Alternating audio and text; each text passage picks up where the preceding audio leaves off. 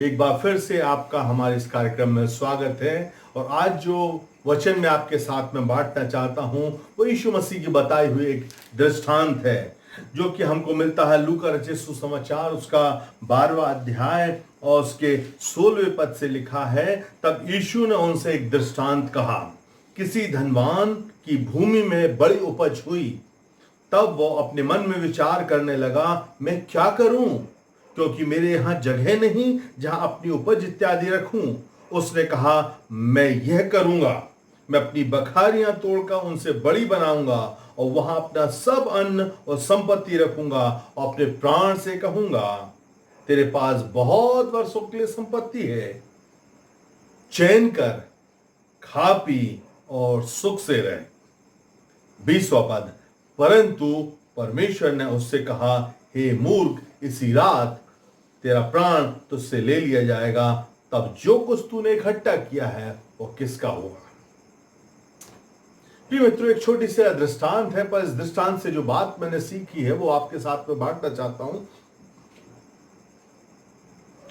ये जो किसान है एक अच्छी प्लानिंग करने वाला है, अच्छी योजना करने वाला है।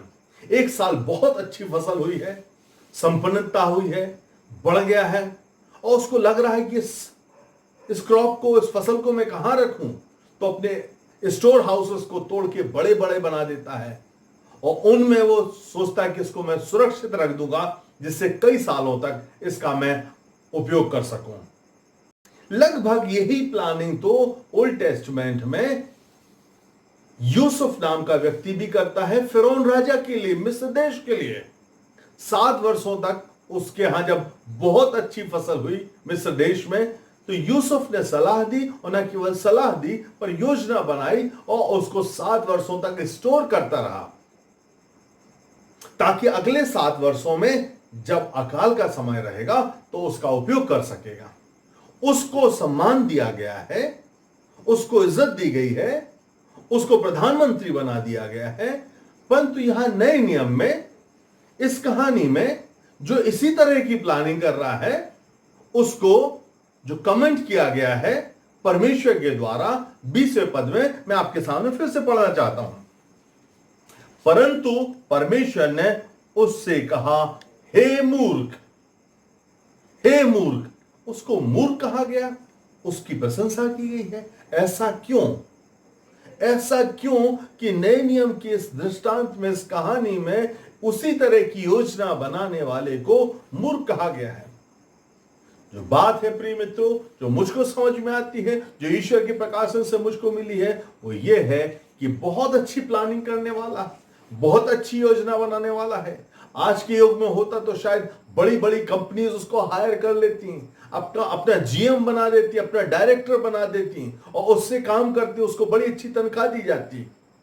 परंतु इसके जीवन की जो समस्या थी वो ये थी कि इसकी कहानी को मैं फिर से आपके सामने अगर पढ़ूं तो उसमें कहा है, मैं अपनी बखारियां तोड़ करके बड़े वेयर हाउस बनाऊंगा, उनमें स्टोर कर दूंगा और उसके बाद अपने प्राण से कहूंगा, चैन कर, खा पी और सुख से रह, तेरे पास बहुत वर्षों के लिए सब कुछ है। उसकी पूरी प्लानिंग में जो कमी है वो ये कमी है कि उसने ईश्वर को याद नहीं किया। उसने ईश्वर को याद नहीं किया। यही उसकी सबसे बड़ी वीकनेस है, सबसे बड़ी कमजोरी है। इसीलिए उसके बाद उससे बात करने के लिए परमेश्वर प्रकट होते हैं और कहते हैं, हे मूर्ख, यदि आज ही रात तेरा प्राण तुझसे ले लिया जाएगा तो ये सब किसका होगा। प्रिय मित्रों, यही हाल तो हम सबकी जिंदगियों का है। हम बोलते तो हैं ईश्वर की भक्ति और प्रार्थना करते, संडे संडे को हम करते हैं और अन्य दिनों में भी कर सकते हैं। परंतु बहुत बार जब हम सुबह से घर से निकलते हैं और दिन भर के जो हालात चलते हैं, उन हालात में कई बार बहुत अच्छे समय आते हैं, बहुत कठिन समय आते हैं। पर उन अच्छे या कठिन समयों में हमें तुरंत निर्णय लेना होता है और तुरंत निर्णय हम अपनी ही बुद्धि का उपयोग करते हुए ले लेते हैं। पर उन निर्णयों में क्या हम ईश्वर को स्थान देते हैं? क्या हम उसमें ईश्वर को याद करते हैं? वहां ईश्वर बहुत बार नहीं होता है। बहुत बार मेरे अपने निर्णयों में ईश्वर नहीं होता है, और फिर भी ईश्वर दयालु है, हमारे उन निर्णयों को किसी तरह से वो संभाल देता है और बहुत बार बहुत अच्छी सफलताएं मिलती हैं, और बहुत बार बहुत बड़ा ब्लंडर कर देते हैं, बहुत बड़ी गलती कर देते हैं। हमें कुछ ही पल के बाद एहसास होता, ओफो, मैंने कितनी बड़ी गलती कर दिया हूं।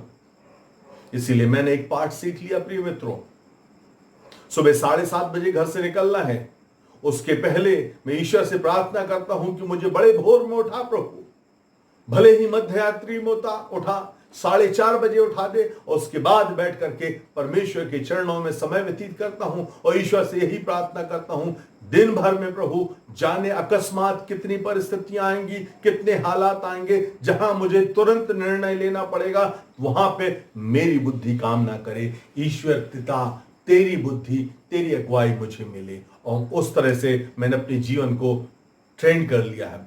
ये ठीक उसी तरह से प्रिय मित्रों, जैसे आर्मी का सिपाही होता है। युद्ध तो हमेशा नहीं होता है, हर दिन नहीं होता है, उसके लिए पर तैयारी उनकी प्रतिदिन होती है, प्रतिदिन उनकी ट्रेनिंग चलती है, प्रतिदिन मेहनत करते हैं, किस तरह से वार करना है, किस तरह से बचाव करना है, किस तरह से रक्षा करना है, उसकी ट्रेनिंग डेली डेली दिन प्रतिदिन करते रहते हैं। युद्ध कभी भी हो, हम तैयार हैं। उसी रीति से प्रिय मित्रों, हमें याद रखना चाहिए कि हमारे जीवन में अकस्मात निर्णय लेना पड़ सकता है, हमें ईश्वर के सामने ट्रेन होते रहना चाहिए।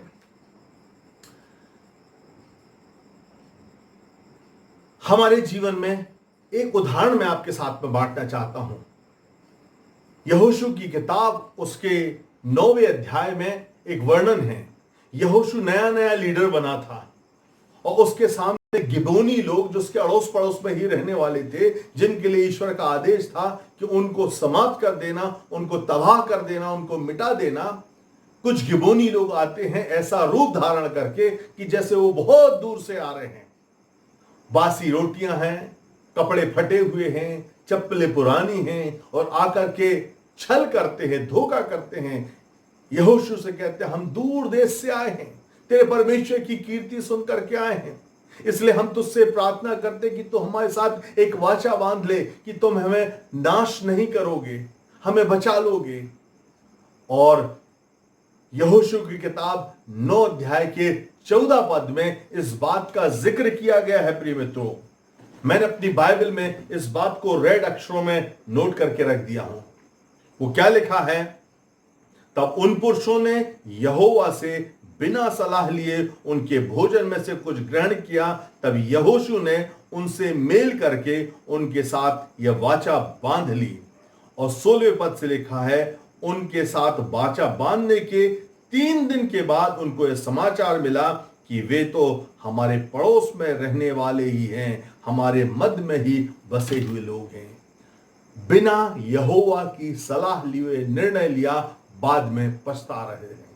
इसलिए इस पूरी कहानी से मैं 2 शिक्षाएं आपके साथ बांट करके अपने संदेश को विराम देना चाहूंगा। प्रिय मित्रों, पहली बात यह कि ईश्वर हमारे जीवन का सेंटर, केंद्र होना चाहिए।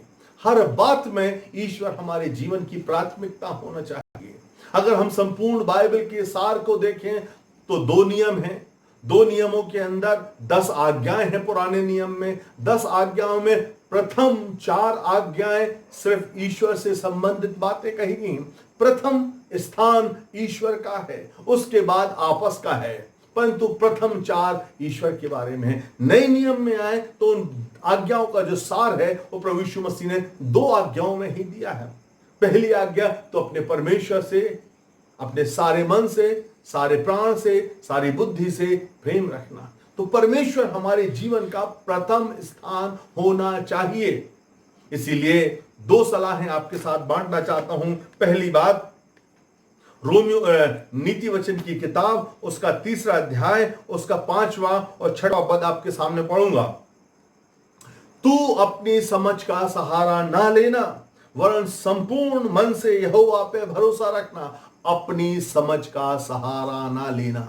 इस धनी व्यक्ति को मूर्ख इसीलिए कहा गया क्योंकि इसने अपनी बुद्धि का सहारा लिया, संपूर्ण मन से यहोवा पे भरोसा नहीं कर रहा है, उसकी टोटल प्लानिंग में ईश्वर नहीं है, उसकी टोटल प्लानिंग अपनी बुद्धि से अपने विषय में चल रही है, ईश्वर को कोई स्थान नहीं है। पर यहां पे हमको कहा गया अपनी समझ का सहारा न लेना, वरन संपूर्ण मन से यहोवा पे भरोसा रखना। और छठवां पद कहता उसी को स्मरण करके, उसी को ईश्वर को स्मरण करके, गॉड यहोवा को स्मरण करके सब काम करना। और नए नियम में लिखा है जो कुछ भी काम करो यीशु के नाम में आरंभ करो, यीशु के नाम में आरंभ करो। हमारे जीवन में हम जो कुछ भी कर रहे हैं प्रिय मित्रों, उस बात में हम उस योजनाओं में, उन प्लानिंग में ईश्वर को याद करें। मेरे जवान मित्रों, नौजवान दोस्तों, मैं आपसे बात करना चाहता हूं, कितनी बार हमारा रिजल्ट अच्छा आ गया है, कोई कंपटीशन में भाग ले रहे हैं, अचानक से रिजल्ट बहुत अच्छा आ गया,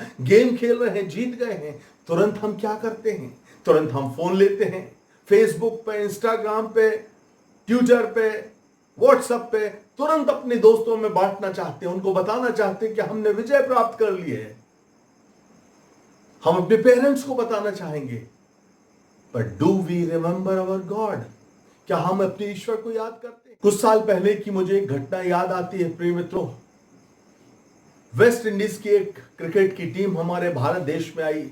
जब वो भारत देश खेलने के लिए आ रहे थे तो उनके पास इतना बजट नहीं था कि नई जर्सी खरीद सके, नए शूज खरीद सके, परंतु भारत आए और भारत में आकर उन्होंने एक बहुत बड़ी विजय हासिल की, भारत के कलकत्ता के किसी ग्राउंड के ऊपर। और जब वहां पे सफलता प्राप्त की तो उन्होंने सबसे पहले मोबाइल नहीं लिया, फेसबुक और ट्विटर और इंस्टाग्राम को यूज नहीं किया, उन्होंने वहां घुटने टेके और अपने ईश्वर को धन्यवाद दिया। पहला स्थान, पहली महिमा, पहला ऑनर परमेश्वर को दिया। तो हमेशा याद रखें प्रिय मित्रों इस बात को, तू अपनी समझ का सहारा न लेना, वरन संपूर्ण मन से यहोवा को भरोसा रखना, उसी को स्मरण करके सब काम करना, तब वो तेरे लिए सीधा मार्ग निकालेगा। दूसरी बात 9वें पद में लिखी हुई है, नीति वचन 3 अध्याय उसका 9वां पद लिखा, अपनी संपत्ति के द्वारा अपनी भूमि की सारी पहली उपज देकर यहोवा की प्रतिष्ठा करना। और इन्होंने यही किया। पहली उपज उनकी क्या थी? पहली सफलता थी। हो सकता हम किसान ना हो सकता हम सर्विस क्लास के लोग हो सकता हम बिजनेसमैन हो, हमारी जो सफलता है, हमारी जो सफलता में जो पहला फल है, वो हम किसको ऑनर कर रहे हैं? क्या अपने आप को ऑनर कर रहे हैं? क्या अपने फैमिली को ऑनर कर रहे हैं? अपने पेरेंट्स को ऑनर कर रहे हैं? अपने देश को ऑनर कर रहे हैं? या हम अपने ईश्वर को ऑनर कर रहे हैं?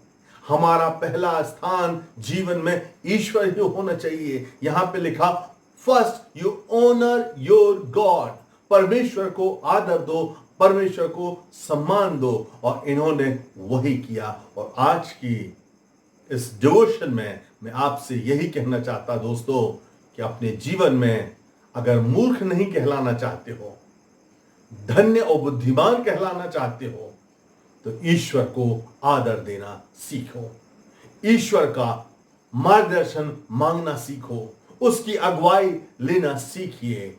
तब ईश्वर हमको सीधे मार्गों पे चलाएगा, सफलता के मार्गों पे लेके चलेगा। केवल सांसारिक संपन्नता, सांसारिक उन्नति ही सब कुछ नहीं होता है।